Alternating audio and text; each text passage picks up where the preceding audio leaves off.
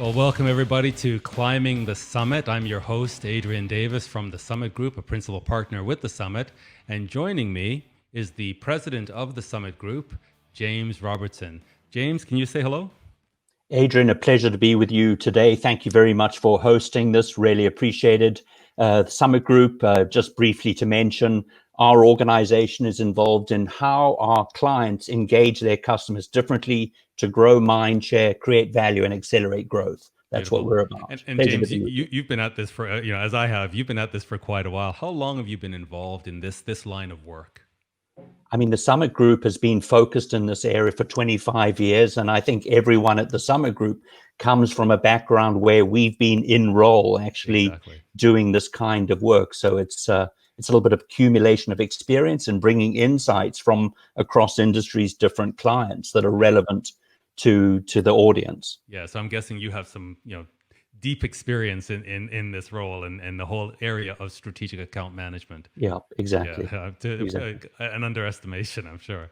So, James, I was speaking with our guest who we're going to bring on in just a moment, and I met him through the Strategic Account Management Association. And for our guests, if you're not familiar with SAMA, that's an organization and a community that you absolutely have to understand and check out. Their website is strategicaccounts.org. strategicaccounts.org, and the Summit Group is a very active partner with SAMA. So through SAMA, I met our next guest, who I'm going to bring on in just a moment. And James, I got to tell you, I was fascinated by him. And I just thought, you know what, you've got to come on this broadcast, and we've got to help you get this knowledge out there, because especially with what organizations are going through today, it's going to be really fascinating for them to hear his perspective and his approach to not just strategic account management, but to business in general and to business relationships in general. So I thought, James, if we just have a conversation with him, it's going to be very enlightening to our guests. So our guest is Arun Sharma. He's a professor. He's faculty at the Miami Herbert Business School at the University of Miami. And what we'll do is we'll just bring him on and have him introduce himself, and then we'll sort of drill down. Arun, hi there, welcome. Thank you, Adrian. Thank you, James. It's a pleasure being on this broadcast. Just as a background, I've done sales, and I'm an active sales researcher. And just as a quick background, we have been very concerned with disruptions, in US organizations and global organizations are looking at disruptions. And a couple of years ago, we came up with this concept of a liquid organization, which discusses the basic speed, flexibility, ambidexterity, and ability to change of an organization. And we were working in this area when COVID-19 hit the globe, and we found that liquid organizations were performing dramatically better than non-liquid organizations. Okay, so maybe I could just jump in there and just for the benefit of the audience, because this is interesting language, and I think we kind of get it when we hear the term liquid organization. There's something intuitive about the term. But if you wouldn't mind, I know there's a lot of research behind this, but just for the lay person who's not necessarily an academic, just running a business, trying to do the best they can for their customer, and trying to navigate this whole COVID-19 crisis. In layman's terms, what do you mean by the liquid organization? So the liquid organization is an organization that has speed. It has speed. Speed, just how fast it can go. Okay, yes. Acceleration and deacceleration, which means how quickly it can move in a new direction and move away from another direction. Right. Flexibility. And finally, what we call ambidexterity.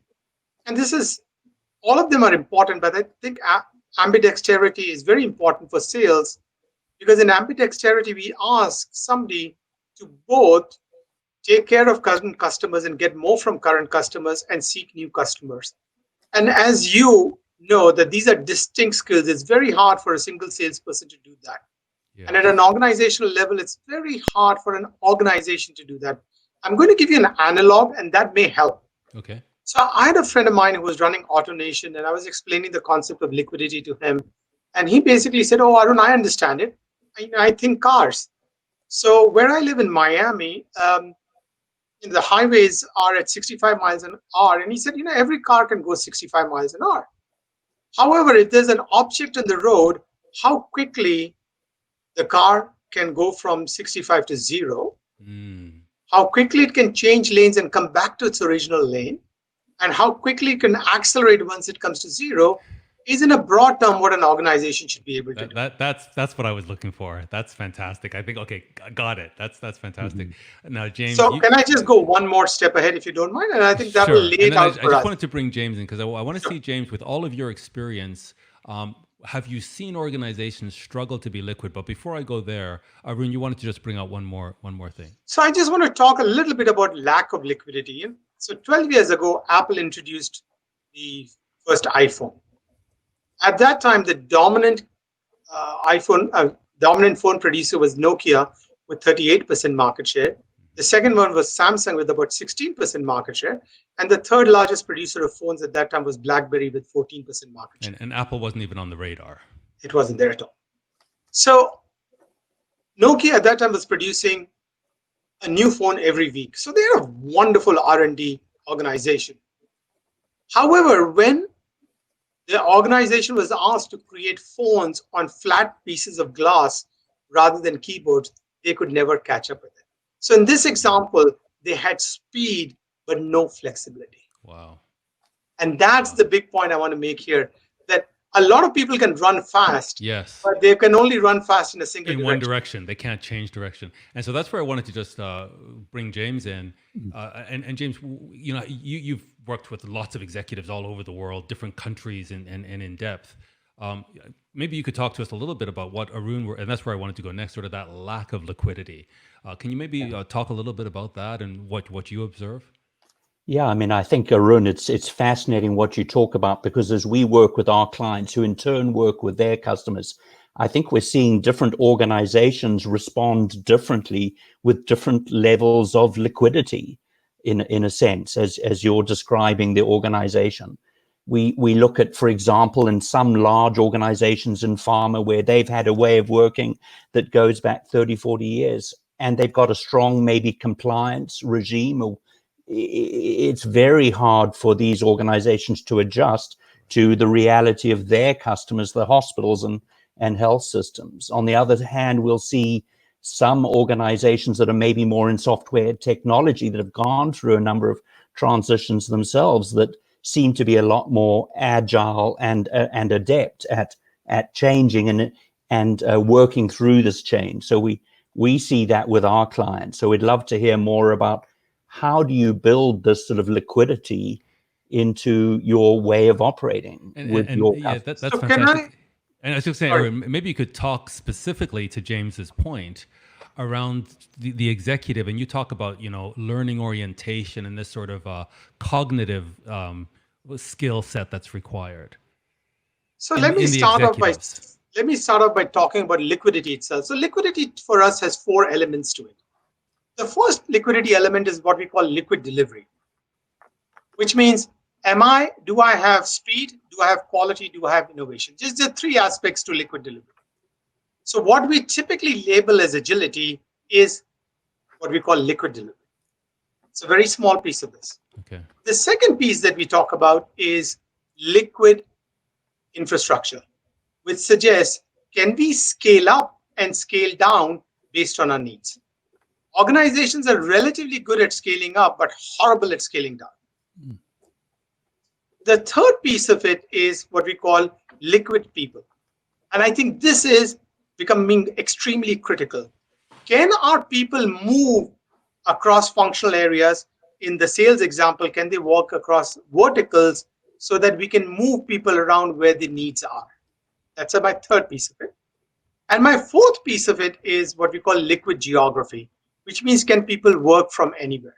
We used to focus on technology, which says, do people have the technology to talk to customers? Do firms have the technology to do this? But the COVID-19 has come up with a new concept, which we call the new distance, which means the perceptual distance between you and your customer has increased. So that is, how do we address that becomes a very important point. And also, Adrian and James, the other point that becomes very important is within an organization, how do we combat the new distance? Because all these things that we do in the corridors, talk to each other, get people's ideas, those are gone away. Yeah. Yeah. And the further away you are from the top of the pyramid, the less certain you are, and your uncertainty may eventually overwhelm everything else that you're doing.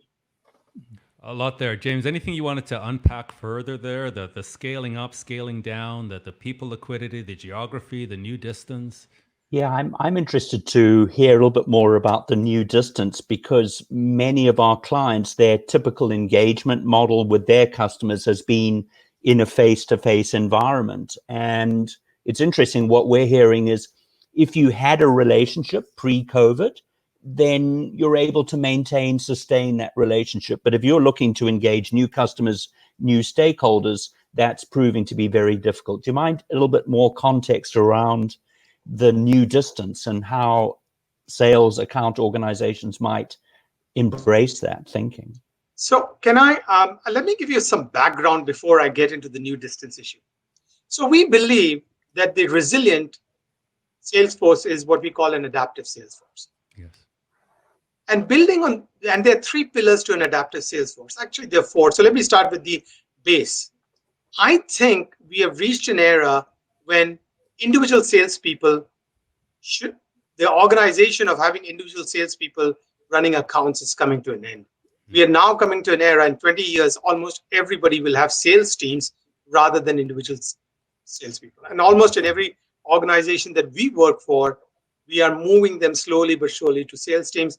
And the primary reason is that a single person is, in a complex environment, a single person handling accounts is very hard. And if that something happens to the person, we lose intellectual knowledge, we lose customer relationships. So organizations are saying we need teams. So let's take that as the base. Out of that, there are 3 things that we are talking about. One, what we call is functional liquidity. So what we did over time was we took customer service or after sales service, created a call center and gave it to them. Now we do a lot of prospecting, qualifying, and even first contact by somebody else. So the salesperson task is left with just persuasion and getting an order, and then they move on. And I think what that has done is the skilling of the deep specialization of the sales force has completely killed the liquidity of the sales force, which means we can't transfer from one area to the other. Right. The second thing that we did was, which I call the scale liquidity. What we did was we made salespeople to become vertical experts. And we outsourced some sales activities to third parties. So suddenly, if you are in pharma, let's say we have a cardiology vertical and we have a oncology vertical. What we find is we train them so deeply in the cardiology vertical that nobody wants to leave. And similarly, when we outsource sales functions and we have no intellectual property or intellectual knowledge left. So when we want to bring them that's back, it doesn't happen. That's my second piece of the point. And the third piece, I think, is that we have to go out and look for people who are technologically adaptive, which means I look at data all the time, even post-COVID-19. I looked at McKinsey data. About 70% of the people have adopted new technology. 30% are refusing to adopt new technology among sales. Yeah, really interesting. So, and we cannot do that. So, Arun, the functional dimension, I think people are going to say, yeah, we get that. It's got to be more than persuasion and conversion. I think the technology that you just touched on, I hear people saying, yeah, we get that. We see the resistance. We've got to work with that. I think where you're going to kind of create a little bit of angst and discomfort is around what you called scale. And that we have invested in this particular sales team or salesperson to go deep into cardiology so that when they sit in front of a doctor, they can sound like the doctor and they can be concerned about the doctor's concerns and be credible. And now we hear Arun with all of his research coming and telling us we've got to stop investing so deeply in verticals and maybe go back to a horizontal model. And I can hear people screaming and saying, I don't believe that, you know. So maybe you need to touch on that. That's you're touching a nerve, let's put it that. That's a sensitive issue. And that's what academics do. And we actually tested this model out in Puerto Rico. So there's a pharma company that I was working with, and they had 3 vacancies for somebody, salesperson in a specific area. And so typical hiring practices, they went out and they looked for the person who had the deepest expertise and hired them. One was really deep expertise, 2 had slightly less expertise. But since they needed 3 people, they said, okay, we'll hire all 3. Then suddenly a 4th position opened up. And so I was working with them and said, why don't you find somebody who has a learning orientation but has less depth? And the issue of learning orientation comes up is this person actively seeking knowledge? Okay. And we have moved away in our recruiting away from this. So I asked them, how do you do interviews? He said, 3 of us sit on one side, the candidate sits on the other side, and we ask questions. And I said, do you have a social meal with this person? They said, no. And I said, how will you know the orientation unless both of you are in relaxed circumstances? Yes. Do you ask questions? So the person we were interviewing said, I like to watch soccer or football. And I asked him, so they had asked me to sit, and I said, so can you tell me last year in Champions League why there were only British teams and none of the Spanish teams which dominated? The answer is interesting. But what we really want to seek at that time is, does this person, are there a passive learner or an active learner? If you're a passive learner, you don't pay attention to these things. You just enjoy the game. If you're an active learner, you start thinking about it. Why is this happening, etc. So we look for active learners. So now they hired these people, 4 people in this area. And lo and behold, as you would predict, after about 8 months, they looked at performance. And the person who had the learning orientation was doing very well, as was the one with deep expertise. Those people who had less expertise were not doing as well. So that's not the interesting point that I want to make. Okay. The interesting point that I wanted to make, suddenly there was a vacancy in another vertical, and an attractive vacancy. And this place was quite saturated. So they went to all 4 of them and said, would you move? And 3 of them said no. And the learning orientation person said, sure, I'll move. I've learned cardiology. I won't have that much trouble learning oncology, and then move on. And remember, basic training gets you to about 80 to 90% of the questions. It's the last 10%. And if you're looking at very deep expertise, you're only looking at 2 to 3% of the questions require very deep expertise. So if I can answer 95% of the questions and say, this is really deep, let me talk to my medical affairs question. I think I know the answer, but I want a second look at that. The doctor is completely comfortable Arun, with what's actually fascinating what you're saying, and you call it learning orientation. I called it curiosity. And I said, this is something we cannot train. People either show up with curiosity or they don't. But I was thinking more in terms of a specific interaction with a customer. Are you curious? But what I just realized while you were talking is those experts in a vertical, after a while, they stop being curious because they think they know it all. So they show up with all this deep expertise and they want to talk instead of listen. Whereas the person with the learning orientation remains actively curious. And I think that is more valuable than the expert who shows up and doesn't listen. Very good question. And Adrian, I'll go one step further. I'm selling Lipitor, Pfizer's Lipitor. Doctors have no questions left on Lipitor, but I still go calling on people and telling them about Lipitor. The organization, if it's got scale liquidity, what they will do is they'll move the person who's selling Lipitor to a new drug. Right. I'm working with pharma companies and they're saying, listen, when we do launches, we set up an entire department and it doesn't make sense because once the launch is over, we don't need these people. So what they're doing is they're bringing teams, they're bringing learners, put them together, launch the product and move back to your original positions. So you really answered the question. I think that learning orientation really, I think that's going to help a lot of people get over that hurdle. Right. James, how do you respond to Arun's initial comment that the foundation of all of this is moving away from the individual sales professional to the team, whether we need team sales or team sales teams? Yeah, I mean, I'd love to know more, Arun, because we've seen that. It used to be a one point of contact model.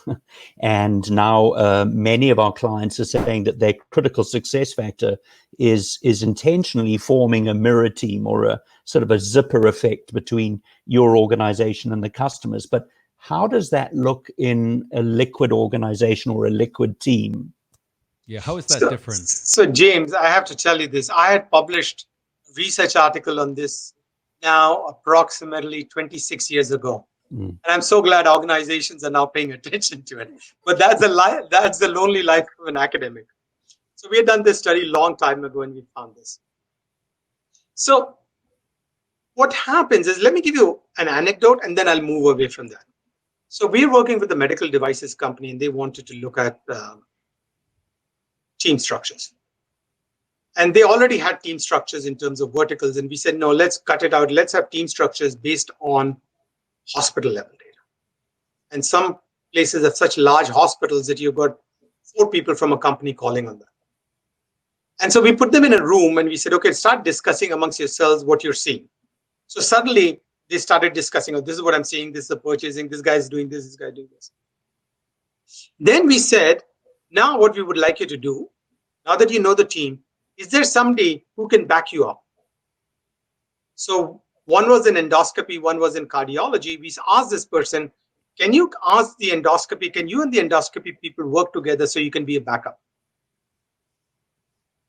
And there was a lot of resistance first, but about 15% of our salespeople are looking for change. They quickly embraced it and they realized they would dramatically relieve the burden because when they could go on vacation, the other person would handle it. And again, the rule is that they should understand 80 to 90% of your business, and that they do. It's not getting to 80 to 90% of your business knowledge is not that hard.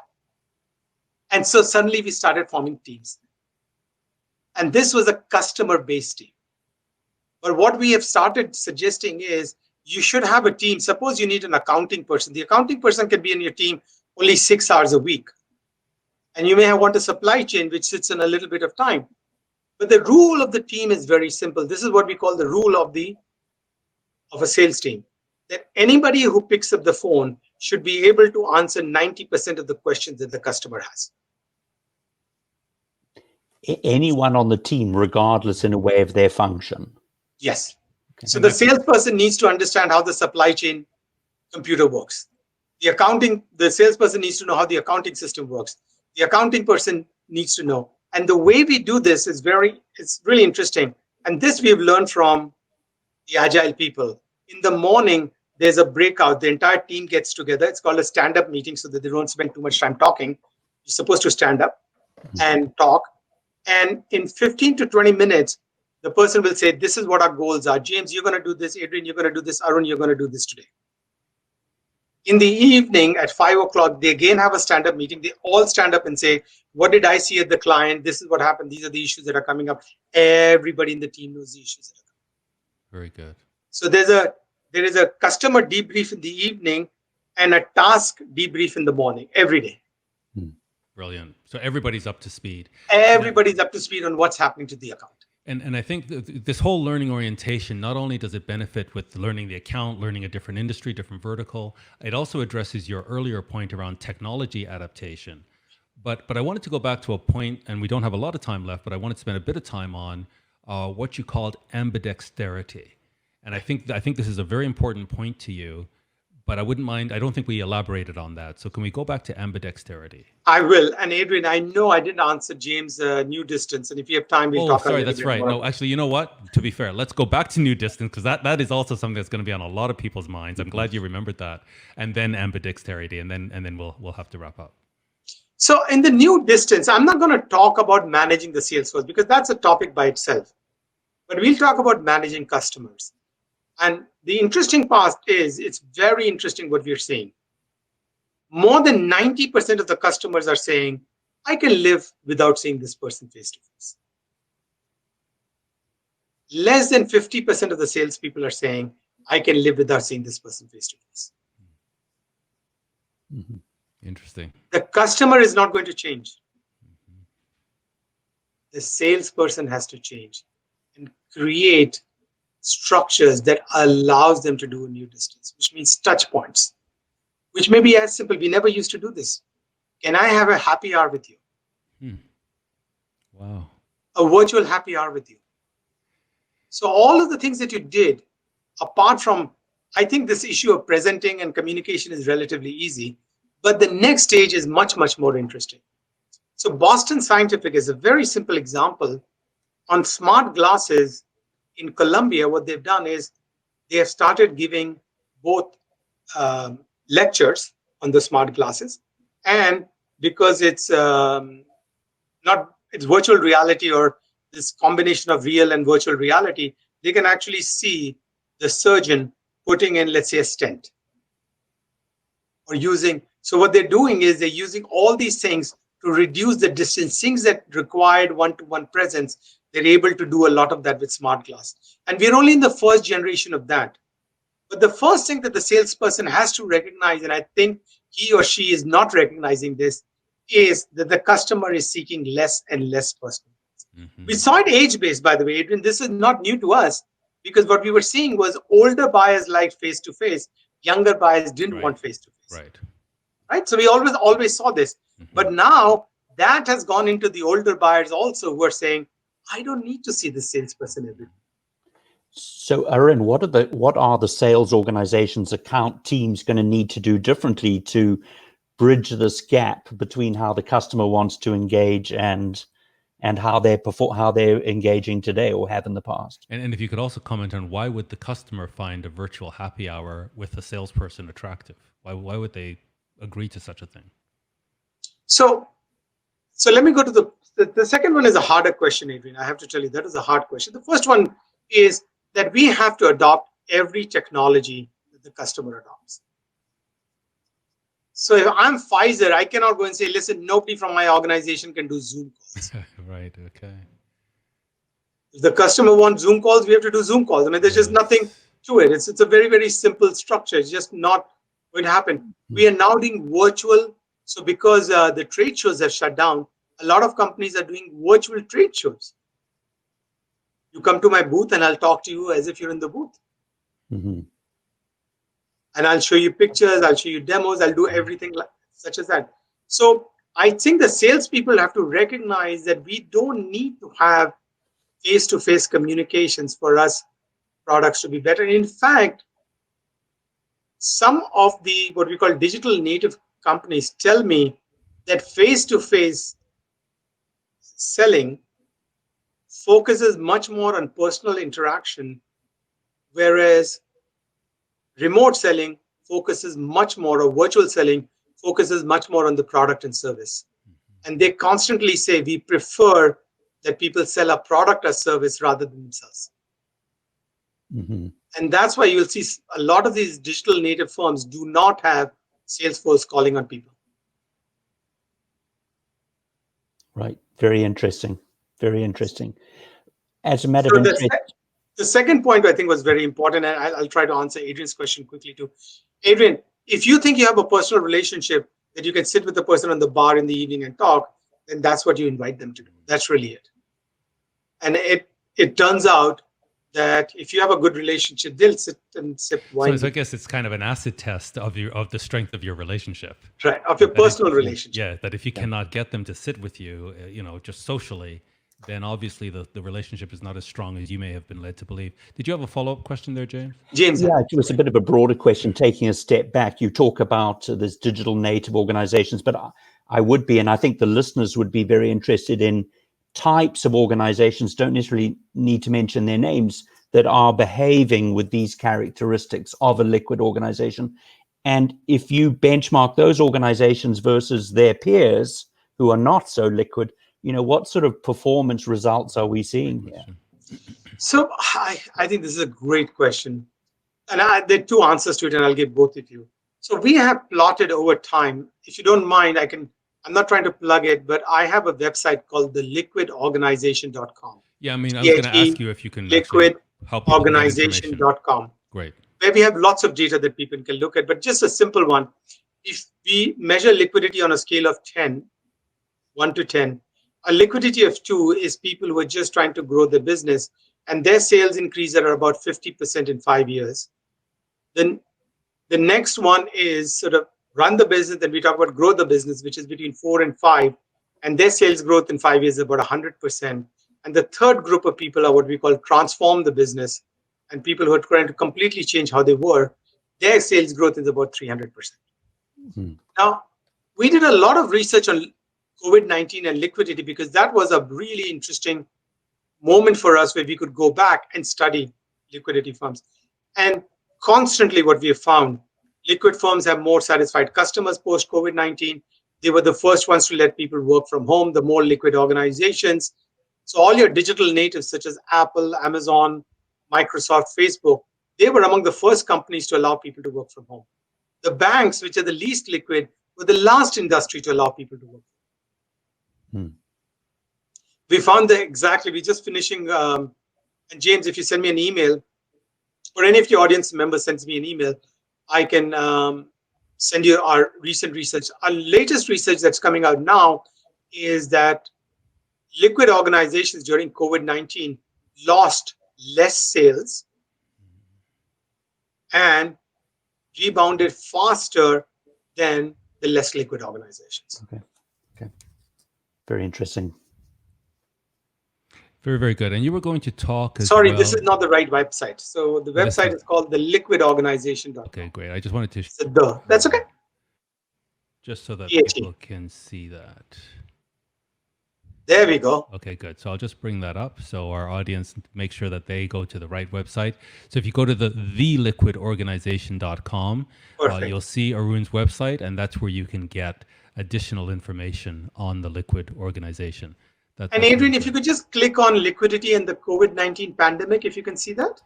Liquidity and the COVID. Here we go. Just if you click on that, here there's a report which looks at what happened post-COVID-19. If you just go down, one can download that report on all the things we found was liquidity in the post. Yeah, so thanks very much for that. So theliquidorganization.com, and then you'll see the liquidity and the COVID-19 pandemic. You can go there and download this well-researched report. Well done. Thank you so much. So I just wanted, in the time we have left, if you can talk about, and I just got the sense that this is a very important component to what you teach, and that is and what you've researched, and that is this whole notion of ambidexterity. So again, I know you're a very deep academic, but if you can just talk in layman's terms, what does this mean to the average business leader? So ambidexterity typically is, as we know, using both our hands. Yes. But there are very few people who can use both their hands. So that's what ambidexterity came out from. It's a biological term. And about 40 years ago, the strategy folks started looking at ambidexterity in saying that you can either do exploration or exploitation. Exploitation means getting more from your customers. Exploration means seeking new customers with new products and services. And what they found was that very few companies can do both, which is very true of salespeople also. Very few salespeople can do both. And if you notice the career trajectory of a salesperson, at the end, they have 5 or 6 accounts that they go to every time, and they have 2 or 3 products that they sell, and that's what they do. But it's not negative. That's just what people can do. Yes. So there are very few some are hunters, some are farmers, and they're sort of wired one way. Yeah. And what we want people to do is think of hunting and farming. And what we have found, and this is the area that you do a lot of research in, we found good strategic account managers are ambidextrous. They will serve the customer's current need, but they're constantly looking at the client to see if there are other needs that they can fulfill. And that's really, I think, so because strategic accounts are not pure salespeople, they are, I think they have curiosity, they have learning orientation. We find that they are more ambidextrous than the typical salesperson. Yes. And I know you have organizations, even in your organizations, you'll find that there's some people who just go to a few clients and just can work it. There's some people who can just go and find new clients but have difficulty implementing it. And there are only a few select people who have good clients but are constantly getting new clients. And that's the property we are looking for. Yeah, we're living in challenging times. Right. What you're saying is very challenging, but ultimately it doesn't matter. We're living in challenging times. We have to change. We have to adapt. I think what you've laid out here is more of a sense of a roadmap as to, or levers, what levers we need to be pulling on and dials we need to be turning in order to emerge successful in this very tumultuous time. Any final comments from you, and then I'll let James close out. No, I think this is I truly appreciate your allowing me to talk to you and your audience. And you had really great questions. And I truly believe that liquidity makes organizations better. And I'm working with all sorts of organizations to increase liquidity. Wonderful. And I can one final statement. Yes. So on my website, I also have a white paper on liquidity, which has more details. And I only quote two people in this, and I think you'll smile when you hear it. One is Bruce Lee. It says, "Be like water and flow." Beautiful. And the other one, which has always been my all-time favorite, is Mike Tyson, who said, "Everybody has a strategy till they get punched in the face." Yeah. So my point is very simple. That's really good. If you're not liquid and you get punched in the face, you're down for the count. Exactly. Yeah. If you as an organization want to take punches and still grow, you have to be liquid. Yeah. You got to be able to slam on the brakes, change lanes, and get back up to speed. Very good. Last thing that I will tell you, organizations should recognize no organization can be liquid unless its people are liquid. That's right. Wonderful. If people want to get in touch with you, Arun, directly, so theliquidorganization.com is the website. They can download the research. They can download the white paper, learn a lot more about liquidity. But if they want to reach out to you directly, is there an email?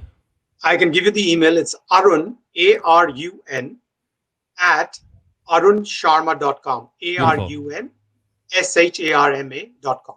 Beautiful. Your name's right there up on the screen. So Arun at arunsharma.com and theliquidorganization.com. This has been really fascinating.